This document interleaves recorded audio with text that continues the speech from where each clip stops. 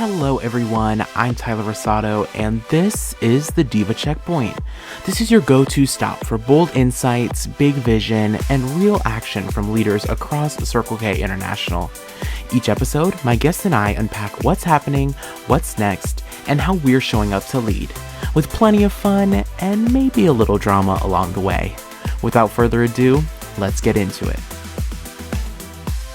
Hello and welcome back to the DIVA Checkpoint. It is so great to have you here again for another week of fun conversations with a whole lot of learning and laughter. This week, I'm joined by someone from our international board in Circle K International. And if you're not familiar with our international board, you will be by the end of the episode. And this is International Trustee Emily Dailey, who is joining me today. It was such a great privilege to have this conversation with Emily because I had not had the chance to meet her until we had this conversation. So I want to give her that shout out for being open to having this discussion with me, even though we hadn't prior met. For a little information about Emily, Emily Dailey is an international trustee from Illinois Eastern Iowa District. She holds many titles, including District Membership Education Chairperson and Active Minds Ambassador. She's also the immediate past district governor for Illinois Eastern Iowa, and this service year will be her third as a district chairperson. Emily returns to the University of Illinois Urbana-Champaign this fall for her graduate studies in social work, focusing in leadership and social change. Emily has had a lot of positive experience with nonprofit work and wants to continue that. She was inspired to pursue service through her Key Club experience in rural central Illinois and wants to turn service into a career. She loves her family, chocolate, spicy food, her dog Nala, and video games. She's always down for coffee or boba. And she's also always down to have a fun chat about CKI and all things international. So without further ado, let's hop into this fantastic conversation. Well, hello, Emily. Thank you for joining me on the Diva Checkpoint. I'm so excited to not only have you on the pod, but to meet you because I think this is the first time we've ever got to chat before. But I just want to know, how are you doing today? I'm I'm good. We just finished our board trainer yesterday, and today I'm kind of relaxing, settling into my role, and starting to get into the groove of things. So, how are you today? I'm doing great. It's always a fun time to do episodes of the pod. I did one earlier today. Now I'm doing this one with you. So it's really just fun and exciting to get to not only share CKI stories, but also to learn more myself, since there's so many people that usually I wouldn't get the chance to talk to. So I'm really excited to be here today. And like you mentioned, you're just got back from board trainer. And so I guess to maybe for any listeners who are interested in our organization but don't really know how it works, I'd love if you could maybe give a quick breakdown as to things like club level, district level, international, and how you are currently fitting into all of that hierarchy in your new role. Okay, yeah, great question. I feel like I have to settle into my elevator pitch for tabling. Um, so let's see. Um, so in CKI, we have, if you're not already familiar, if anyone needs a refresher, we have three different levels of leadership. We have the club level, and so that's your like club president, vice president, and they create, among other board members on the club, but they create events for the club, meet up with their local Kiwanis club, promote CKI at their school. So it's going to be at the school in the local community. And so you might do a service project like tutoring in a school on the club level. And then you have the district level, or in my case, I'm Illinois Eastern Iowa, so I would say like state to make it simple for people who aren't familiar with CKI. But of course, we have districts that are much larger than just a state. Pacific Northwest immediately comes to mind because they are two states, or three states actually, three states, and a Canadian province. And so there are some districts that are larger than just a state. Most are, I would say. So on the district level, you have leadership like the governor, and they are the chief executive of the district.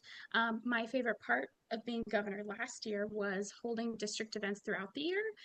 Every district looks a little different, but each district is going to have a fall event, and their spring event is their district convention. And the convention is kind of the celebration of the end of the year, election for board members for the following year. And uh, I think probably every district does awards at their district convention. And then me now this year, I'm stepping into the third level of CKI leadership, which is international. And so at our international convention, which was this past June, I ran for the position of international trustee. And so a trustee is almost like a lieutenant governor, but on the international level. So I'm working with multiple district governors. I am currently working with 10. That will likely change a little bit as we add more trustees to our international board. International is responsible for kind of guiding the direction of CKI as an international organization going forward. At our board trainer this past week, so I met up with the other international board members. We kind of talked about what we want to see from CKI, some feedback from the governors, and then some of us were governors last year, kind of reflecting on that experience. And I think that's a pretty good way to cover it. Leading the international board, of course, is our international president, Jonathan, and then we have international vice president, Neha. Yeah, yeah, Um, you broke that all down beautifully. And sometimes that's good to have because I think sometimes we forget that like that whole hierarchy is one of the things that makes our organization so special, right? Is that we have these different levels of leadership. There's room to grow. If for someone who maybe has never stepped into leadership before, the club level is probably that first place to try it. But, for some folks too, wanting to kind of push themselves even further, that district level, the international level are great opportunities. So that's why I really wanted to touch on that. But before we go more into that, because of course I have plenty of questions about your new role, but I want to go back to maybe the beginning of your CKI journey. I'd love to know a bit more about, how you got involved with this organization. of course, yeah. So my story actually begins in 2017 because I was a member of Key Club. So our high school service leadership program for high school students, and then of course Circle K International is the Key Club service leadership program. Um, Now in Key Club, I actually joined because my brother did it and it would look good on my college resume, whatever. So I joined Key Club. I was part of that for 4 years. And that made me more passionate about service. I started to see service not only as a hobby, but potentially um, influence for what my career would be. And so going into college, I started as a psychology major at the University of Illinois Urbana-Champaign. Such a mouthful. UIUC, everyone has their different acronyms. Now, I'm an anxious person, and moving away from my family, even though it was 2 hours, whatever, was a really big change for me. It's a big transition. Some people are more low key about it, and some people, like me, I was so anxious. I almost, just wanted to stay in my hometown because I was nervous about the transition, really close to my family. That was my big thing. Like, I don't know if I want to move away from my family to go to college. But my mom was like, you should give it a shot. And I was familiar with UIUC's campus because my older brother went there. You can see how my older brother is a very influential person. I think again speaks to um, my relationship with my family members. Um, Now I was already familiar with the campus, liked the campus, ultimately went there, right? And we had our welcome week before we started classes, and you have all these different events. And it's August, and it's super hot and super humid in August in Illinois. And I would say that our involvement fair, which is called Quad Day, I would say that's the hottest day of the year because we not only we're outside, but my school is a very large school. We have about 1,400 registered student organizations, and they're all, well, I wouldn't say literally all, but a lot of them really focus on fall recruitment like CKI does. And so they're setting up these booths outside. And so we take up a small area, but it's a lot of people in a small area. And so you can just imagine all the bodies on the quad and the south quad because we can't all quite fit on the main quad. It's a very hot day and it was stressful, given everything that I was currently going through and thinking about. I'm not a big fan of the heat, and so that was another factor. And I remember seeing the CKI booth. They had some clubs do this where they'll have a sign that says, "Were you in Key Club?" And I think because I was going through a big transition, that immediately pulled me in. And I went up to the booth. They had a jar of like kisses, the candy, and they had a thing to guess the number of kisses. And I like chocolate, but that's not what I was focused on. I was like, I did not know that CKI existed in Key Club. Okay, like I'm from a rural area. We barely knew about the district level. I didn't know there was like an international, let alone like other organizations affiliated with Key Club. So that was a big discovery for me.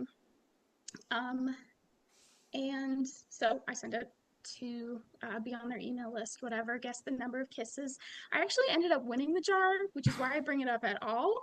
I was just like, oh, cool. Like, I guess I have a jar of kisses now too, so that's nice. Um, and I got super involved with my home club. I became the social chair, and so I was doing things like organizing bowling and a board game night and things like that. And I, um, like everything that I do, I try to put my all into it. And so I was taking a member very seriously, going to like everything. And the club and district board took note of that. And they're like, hey, we think you would be good for district leadership. And again, someone coming from a small town, I was like, excuse me? Oh, that's kind of crazy. Like, I needed time to process that. And, there were many moments along the way, but that particular moment, I hadn't thought about going for district leadership before. And so that opened up that avenue for me and just it put it on my radar. And so I served as a committee chairperson for 2 years in Illinois Eastern Iowa before becoming governor. And my experience as governor opened me up to international and the opportunities within international. And again, I needed time to like think about it. Like, do I want to go the international route? But my big inspirations for becoming a trustee this year, definitely some controversy, right? Because my governor class had the dues amendment, and that was a very stressful thing to deal with at the beginning. But that kind of inspired me, like, what would I have liked to see during this process? But also, I had a really good experience with my trustee, Sue Praja, who's from the Texas Oklahoma district. I love her. And so that kind of brought me to this moment. So, Yeah. No, yeah. that's amazing. And I feel like I've had a similar journey where I was in Key Club and so dedicated to Key Club and like wasn't even aware going into CKI about the fact that there was like district level things. Like our Key Club was very isolated in the fact that it just kind of stayed with itself. I didn't go to my first Key Club district convention until I was governor-elect for CKI. But then, kind of unlocking, it's like every door you unlock, you're like, it's like this moment of, oh my gosh, there's this whole other group of people, whole other Right. opportunities to happen. So, I always love to hear stories like that because I relate to that story. And I think plenty of other people in CKI could find relation to that story if they only, start shaking some doorknobs and seeing what's on the other side. So that's amazing. And, I'm glad you bring up the idea of having a good relationship with your trustee when you served your term as district governor. And I'd love to know more just about your time as district governor, but also, how, that kind of relationship is important since I think with our district governors stepping into it, the immediate thought is the fact that we as district governors are working to support our clubs, which is true. That is definitely like the number one priority. And I think what I wasn't aware of until I was in the role, so like going through the whole campaigning process and all of that, I knew I was going to support the clubs under my district. I didn't know that there was this other component that required like communication between myself to up to the international level. So I'd love for you to talk a little bit about how you navigated that during your governor term. For sure. Yeah. I Something that my DA said as soon as I was elected was, no one ever knows what they're fully getting into.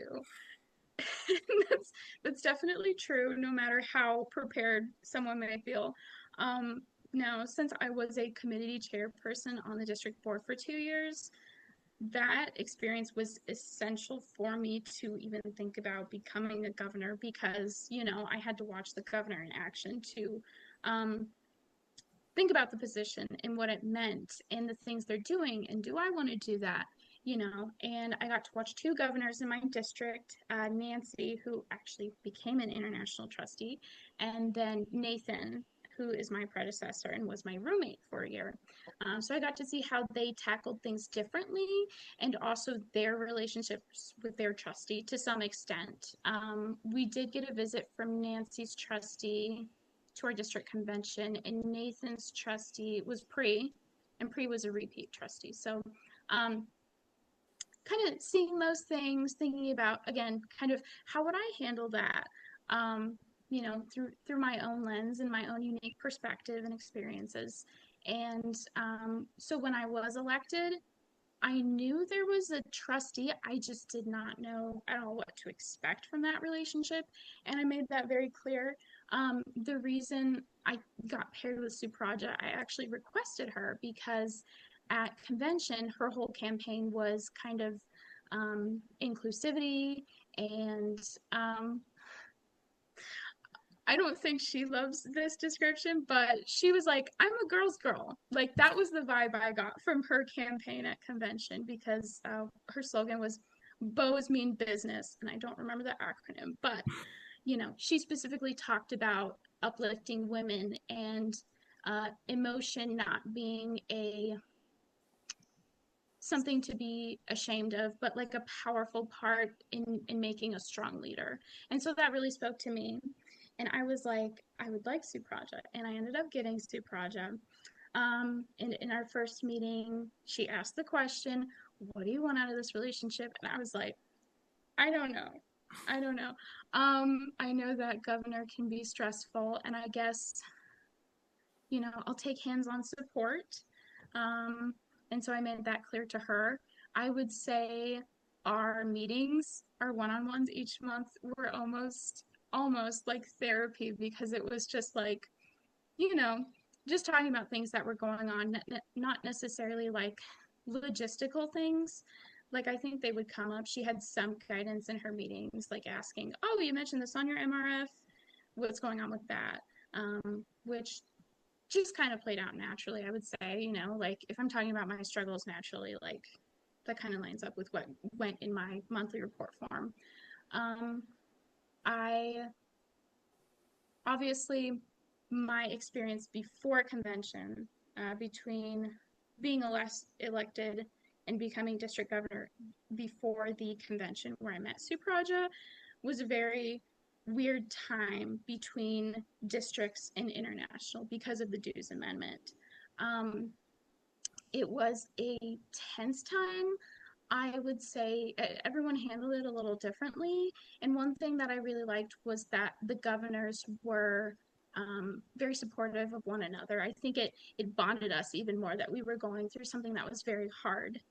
And where international came in, I did feel like they made some effort based on our feedback, and they changed some things based on what we were saying. I think they could have been more transparent from the beginning, but I don't know. I try to be understanding of people and why they do things, but again, like, how would I handle that differently? And that's kind of what I get to do this year as a trustee and how I'll handle things. So I hope that was clear. That was a little rambly. No, no, but that's good. I really, I followed a lot of what you were saying of, I resonate with going into say like Gatsby for myself and then kind of getting to that point of like, oh, now we're dealing with our own things. I mean, for us, I think all of us felt like remnants of the dues kind of increase happen where because like I think your governor class had to deal with that and obviously it was a very just a hot topic where for context for those listening, yeah, we felt as an organization it was time that we needed to generate revenue that would lead to our the everlasting ability for our organization to run. And so, that was a necessary step. And, I think some people probably were pulled into the past of like, well, it would really have been nice if this was focused on many years ago. And maybe that's true, but we're here in this moment. And I think that's like the commendable part is that, that governor class really got to work and was like, well, we got to figure it out. We may not all agree on how we move on this, but we do kind of have to figure it out. And so I think my governor class, a lot of us heard that feedback from your class of governors to say like there's going to be some sort of hot topic and just to try to move with, I think, some humility and grace, but also with some understanding of the fact that, you'll have to do some negotiating and some, complex critical thinking. And so I think for us, that was a lot addressed in maybe restructuring some of the board, and looking at different ways to do that. And so obviously, we're always looking for ways to innovate, which that's I think what I appreciate most about our organization is that since we are student led, we get to innovate in our organization, which will only further our longevity. But to go back to something you said about really kind of liking the campaigning and the idea of the like girls curl campaign, like that whole component of it. I think that's a really good point to bring up because it is so important, I think, in campaigning that you inject some of your personality into your campaign. And, even though we as CKI are not necessarily like a political organization at all, we do have a kind of political component, not related to real life politics, but more so just related to how these things function. And I think that's like a really good opportunity for people to learn and grow through, especially because I think we do need young people in real life politics. So I do like that component. So I'd love for you to talk a little bit about how maybe pulling from a campaign that you liked and maybe pulling from different things, how you built your platform for your run for international trustee.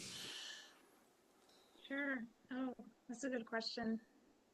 I think the personality piece was big for me because of how I learned about Sue Project. It was important for me to kind of convey my personality more so than specific points because that's something we could talk about as the year goes on.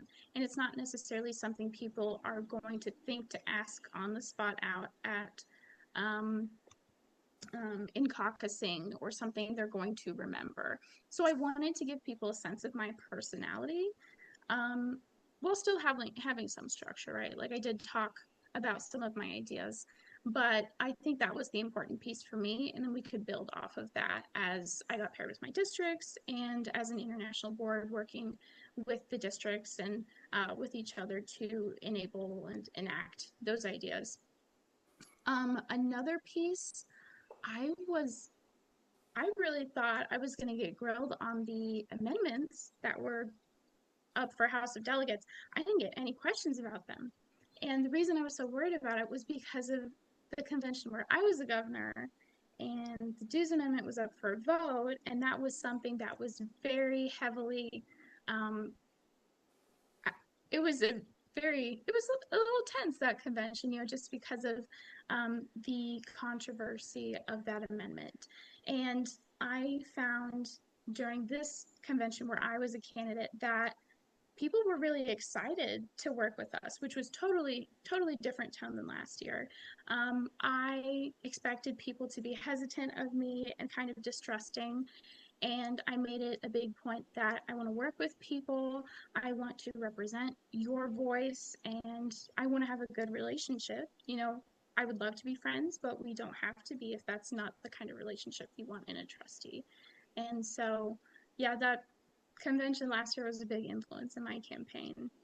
Yeah, yeah. Well, I'm glad you touch on the idea of trust too. I think that's something that's really important, especially when we get to this district international level where we're having a lot of, one-to-one interactions. Obviously, Mm-hmm. at the club level, we're dealing in a lot of larger group settings and dealing with like, interacting with your whole club and planning events for your whole club. But we get to a certain point where, I'm having to meet with my district administrator, and then I'm having to work with specific board members depending on what it is that I'm trying to get done, whether it's my secretary treasurer in a budget or my editor in a social media campaign. I'm sure you're starting to navigate that now that you've gone through the trainer. And so I guess what are the things that you look for, not only for yourself to help like you build trust with someone, but what are things that others around you do that help you trust them too, that maybe some folks listening could take some advice from? Sure. I think hmm, I'm a very like touchy-feely person. I'm going into social work and I care about people and human interaction, and I am very sensitive sometimes, um, good or bad, depends on the situation. Uh, but I really appreciate people being direct, for one, and also just very friendly and making that known. I think that's something I kind of struggle with is um, because I'm an introvert and I like to think I'm easy to talk to, that I'm approachable, and I think I am pretty good about that in CKI spaces, in classes, and in my personal life, not so much. I have RBI or no RBF. RBF. I'm not going to say the acronym, but if you know, you know. Um, so I try to be approachable, and I like when people approach me like that means a lot to me. That goes a long way when people who don't know me come up to me and want to talk to me. Like all the people that were like, "Oh, you did such a good job in your speech. I'm so excited for you. Congratulations on being elected." That kind of thing. I remember those people pretty well, and I think that's something that almost it makes me feel comfortable being my touchy-feely self right off the bat, rather than you know official and kind of um, more business oriented, I guess. And some governors will prefer that style, and that is efficient, for decision making. But I think the best kinds of teams in CKI are built on good personal relationships. Yeah, yeah, totally. I mean, that's why I think, fellowship as a part of our organization is so important because even like going all the way down to just between a group of members doing a service project, it becomes more enjoyable, but also even more like productive and effective when there's that community culture happening and forming. And it does require a bit of authenticity, I think, right? Like you said, some governors may prefer one style over another, and at some point there is a balance to find, but it also does require you to recognize what feels authentic to you. So I think that's really cool, and I'm glad you touched on that. Um, and you also mentioned, and it's something that I was going to bring up too, so I'm glad you did, that you kind of identify as an introvert. And, I think if we think of like maybe the mental image of an introvert, you don't imagine international trustee maybe at first thought.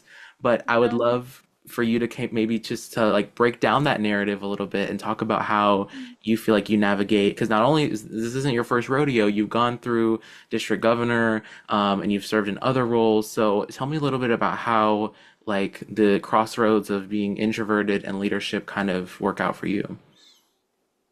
Yeah, yeah. I definitely have to be more, especially as governor, people coming to the convention that required a little more coaxing to come to the convention, and just also people who may be the only person from their club. Like, I wanted them to feel welcome. And even though I kind of struggle with approaching people, I focused on the fact that I was so excited to see them there. And I was almost like impersonating an extrovert. And following that, some people were like, I'm not outgoing like Emily. And I was like, it's crazy that you say that, because no. But in CKI spaces, because I'm passionate about the organization, and our mission, and the things I've done and how I want to help people, it gives me the courage and excitement to be more outgoing. Yeah, yeah, totally. And I like that you it seems maybe have even stretched yourself beyond, the stereotypical idea of an introvert, and you still do try to include others. And it sounds like your perspective as someone who maybe has felt like pulled back from like a group setting, you recognize that there are people that will feel that way and you can bring them in. So you're really leveraging your strengths there, and I love that stuff. So that's really amazing. When we're looking ahead to the future, obviously, like you said, at the time of recording this, you've just completed your board trainer. So I don't imagine that CKI has been changed for the better overnight. But I know that you have your entire year ahead of you to make these changes. I mean, I can already say, like, just from what I've seen from not only you, but the entire iBoard, like, I'm seeing a lot of passion and a lot of possibility for this year, and it makes me excited to be a governor on this council to watch that happen. But tell me, like, from your perspective, what are the things that you're excited for, whether it's something like specific ideas or specific events, even to more some just bigger picture stuff. What are things that you're excited for this year? Yeah, yeah. I would say a big thing was the structure of communication between governors and trustees.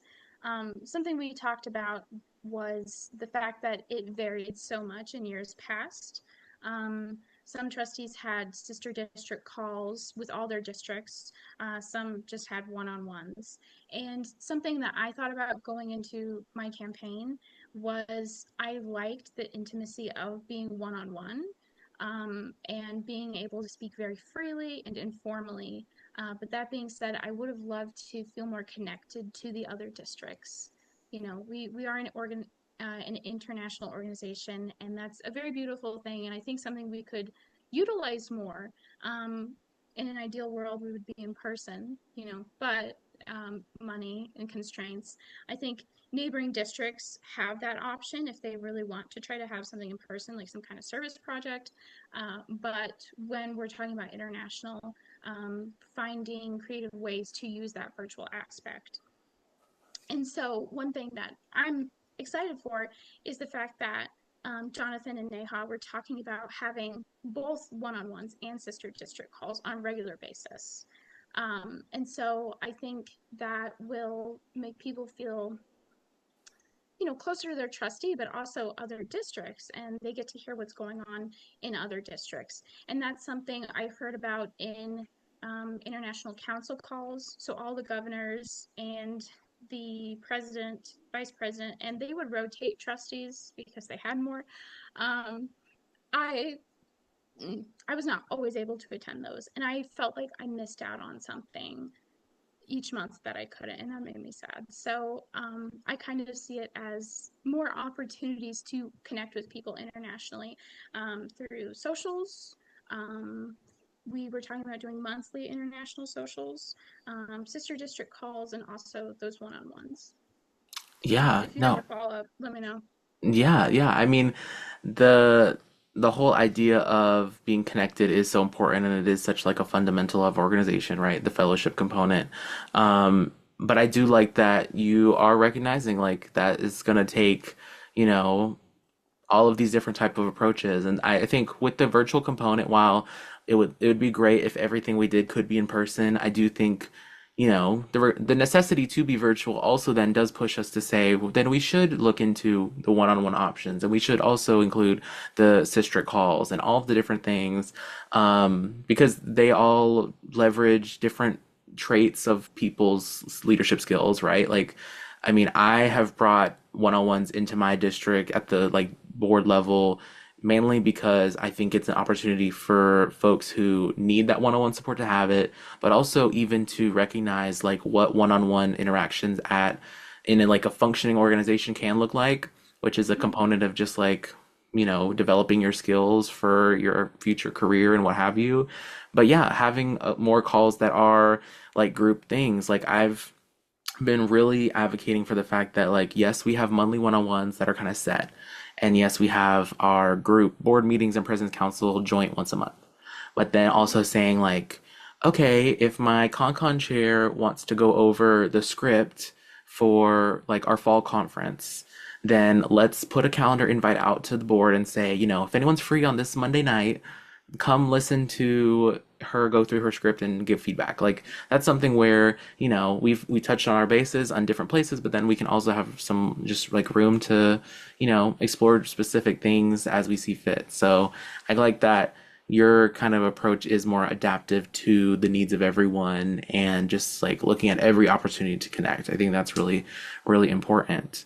I'm so glad that I was able to have a chat with you today about all these things. And, it would be really amazing to potentially even continue this conversation more into your term because I'd love to see maybe how things are going, checking in on goals and seeing how maybe some ideas have pivoted. But before I let you go, I have one more really awesome question for you that I ask all my guests, which is just to share one diva moments that they have seen in CKI. So just something big and bold that has really stood out to you and a memory you'll take with you for the rest of your life from CKI. Sure. I think something that I did during my governor term, I guess I would call it diva moment. Um, so my district, we used to hold an event called Holiday Embrace, and this was an annual fundraiser for our foundation, which is the Kiwanis Neuroscience Research Foundation, or KNERF. Um, and it was this big fancy dance. People would get really dressed up and we would have a nice meal and there was a silent auction. And it's something that attracted people internationally. And that amazing thing, it was also a very expensive event to put on. And just like international is having financial struggles, like the district saw more struggles since COVID. We had to cancel Holiday Embrace for a couple years there. We were able to hold it in would have been January 2023, and that was the last time we had Holiday Embrace. It was officially no, it was not feasible after that point, which was sad. So during my term, I decided to have something like Holiday Embrace, but at a smaller scale. So instead of having, international and like Juana's family, it was just CKI members in my district. So it was another district event. And instead of doing a whole fancy dance and meal, we did a service project at a local homeless shelter. I say local, but so I grew up near Peoria, Illinois, and Peoria is a community that has a lot of low income individuals, and they have um, I don't know what you would call it. It is a shelter and it's called the Dream Center. So one thing that we did, it was like first thing in the morning, we had a group of people from around the district come and clean this homeless shelter. And at first I could tell there was some anxiety about that, like, oh, this is kind of gross. But people still tell me like that is their favorite service project they've done, and that event, just having a new event, a new annual event on the calendar, something that isn't really, it's really focused on that fellowship aspect. We did that project. We did another project where we helped the local children's home, which is a nonprofit that they have a partnership with um, um, okay, so on the state level, it's called DCFS, Department of Children and Family Services. I know across the United States, it's called something slightly different. I think each state is slightly different, but they have a partnership with them and they do a lot of services for children, especially low income children. So we did something to help them. They were moving buildings and we helped them pack boxes and got to know them. And they are, a nonprofit that's located across the state and further beyond state borders. And then also we, for the more after those service projects, we had time to have fellowship.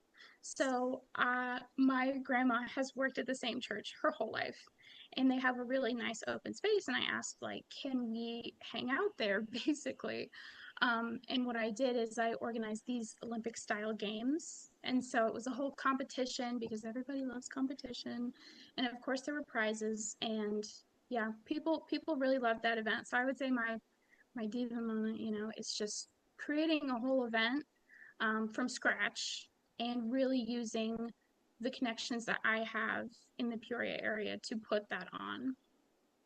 Yeah, yeah. And I mean, taking kind of like inspiration from something in the past and revamping it into something that can sustain into the future, I think those are the kind of big and bold actions that we need from our CCAT leadership. So that is a great example of a diva moment. And plus, it sounds like, from all the people who enjoyed that moment, that's their one of their favorite moments too. So that's really amazing. Well, Emily, thank you so much for being on. I wish you the best of luck with your term, and I'm so excited to see all that you will accomplish on behalf of this organization that we both love so much.